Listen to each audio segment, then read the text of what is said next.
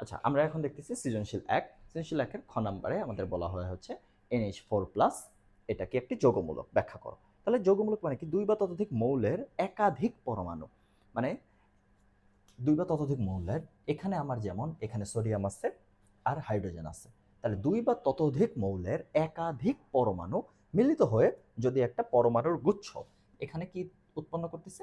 পরমাণু গুচ্ছ। পরমাণু গুচ্ছ উৎপন্ন পরমাণু গুচ্ছ গঠন করে, আর যা কিনা একটা যৌগের মতন আচরণ করে। দুই বা ততোধিক মৌল, দুই বা ততোধিক মৌল একত্রিত, মৌলের পরমাণু একত্রিত হয়ে একটা কি পরমাণু গুচ্ছ, মানে দুইজন মিলে একটা সার্কেল বানাইছে, এই সার্কেলটার নাম কি? পরমাণু গুচ্ছ। এই পরমাণু গুচ্ছ কার মতন আচরণ করতেছে? যৌগের মতো। যেহেতু যৌগের মতো আচরণ করতেছে, তাহলে এটাকে বলা হয় হচ্ছে যৌগমূলক। যৌগের মতো আচরণ, তাই যৌগমূলক। এটা আমার গেল এক নম্বরের খ। এবার একের গতে আসি। একের গতে কি জিজ্ঞাসা করেছে? উদ্দীপকের কোন বিক্রিয়ায় মৌলিক গ্যাস উৎপন্ন হয়েছে? উদ্দীপকের উদ্দীপকের কোন বিক্রিয়ায় মৌলিক গ্যাস উৎপন্ন হয়েছে ব্যাখ্যা করো। আমরা যদি উদ্দীপকের 4 নম্বর বিক্রিয়াটা একটু দেখি, বিক্রিয়াটা কি দেওয়া ছিল? ZnSO4 plus sorry Zn plus H2SO4, এখানে আমার কি উৎপন্ন হচ্ছে? ZnSO4 plus H2। এখানে উদ্দীপকের 4 নম্বর বিক্রিয়াটাতে আমরা দেখি যে জিঙ্ক এসে হাইড্রোজেনকে সরায়, হাইড্রোজেনের জায়গা দখল করে, আলাদা হাইড্রোজেন পরমাণু উৎপন্ন হয়। হাইড্রোজেন পরমাণুটা কি? একটা মৌলিক পদার্থ, মৌলিক গ্যাস। তাহলে হাইড্রোজেন পরমাণু কি? আমার মৌলিক গ্যাস উৎপন্ন হয়েছে কয় নম্বর বিক্রিয়া? 4 নম্বর বিক্রিয়া। তাহলে আমার উত্তর হচ্ছে 4 নম্বর বিক্রিয়ায় মৌলিক গ্যাস উৎপন্ন হয়।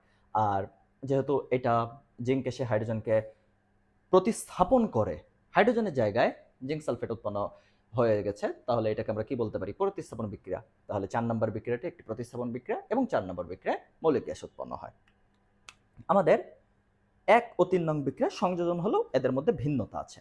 আমরা একটু ভালো করে যদি খেয়াল করি, 1 নম্বর বিক্রিয়া আর 3 নম্বর বিক্রিয়া, এই দুইটা বিক্রিয়াতে, একের ঘতে 1 নম্বর বিক্রিয়া এবং 3 নম্বর বিক্রিয়া, এই দুইটা জায়গাতেই আমাদের দেখা যায় কি 1 নম্বর বিক্রিয়ায় কি উৎপন্ন হচ্ছে? কার্বন আর অক্সিজেন মিলে উৎপন্ন হয় কার্বন ডাইঅক্সাইড, আর 3 নম্বর বিক্রিয়াতে উৎপন্ন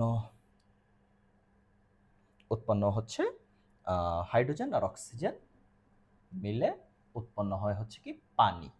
এখানে তাপের কথা বলে দেওয়া আছে।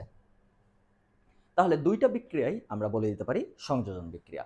1 ও 3 নাম্বার দুইটা বিক্রিয়াই সংযোজন বিক্রিয়া। তবে এই দুইটা বিক্রিয়ার মধ্যে ভিন্নতা আছে। কি ভিন্নতা? 1 নম্বর বিক্রিয়াটাতে তাপ উৎপন্ন হচ্ছে। আমরা অক্সিজেনের উপস্থিতিতে যেসব বিক্রিয়ায় তাপ উৎপন্ন হয় তাকে কি বলা হয়? দহন বিক্রিয়া। অর্থাৎ 1 নম্বর বিক্রিয়াটা তাহলে আমার কি? দহন বিক্রিয়া। 1 নম্বর বিক্রিয়া অক্সিজেন আছে, তাপ উৎপন্ন হয়, অর্থাৎ 1 নম্বর বিক্রিয়াটার নাম হচ্ছে দহন বিক্রিয়া। এটা একটা জিনিস। আবার 1 আর 3 এর মধ্যে আবারও কি ভিন্নতা আছে? 1 নম্বর বিক্রিয়ায় কার্বন ডাইঅক্সাইড, এটা কি? গ্যাস। তাহলে আমরা কার্বন ডাইঅক্সাইডকে আমরা বলতে পারি এটা একটা গ্যাস, অর্থাৎ জি। আর পানি কি? পানি হচ্ছে লিকুইড, এল। এখানে আমি এল লিখছি। কার্বন ডাইঅক্সাইড হচ্ছে আমার এখানে গ্যাস, আর ই পানি, পানি হচ্ছে আমার এখানে লিকুইড। তাহলে এখানে আমার গ্যাস উৎপন্ন হচ্ছে আর এখানে আমার লিকুইড উৎপন্ন হচ্ছে। এই দুইটা জিনিসই আমার তাহলে পার্থক্য। প্রথমটার ক্ষেত্রে গ্যাস উৎপন্ন হয়, পরেরটার ক্ষেত্রে লিকুইড উৎপন্ন হয়। প্রথমটা দহন, পরেরটা সংযোজন।